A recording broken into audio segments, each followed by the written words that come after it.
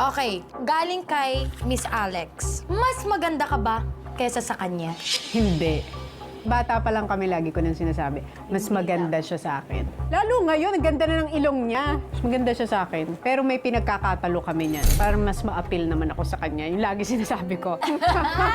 Alam mo, galing sa kanya to, siguro gusto niyang malaman talaga kung ano yung sa loobin mo. Mas maganda ka ba sa o siya? Hindi, lagi ko sinasabi yun. Alam mo, mas maganda ka talaga sa akin. Oh, wagi ka dito, sis. Ikaw na ang napuri. Gigigil ako sa'yo. Nahihiya ka ba minsan sa mga ginagawa ng iyong kapatid? Lagi! Walang araw na hindi! Walang araw na ginawa ng Diyos na hindi ko kinahiya.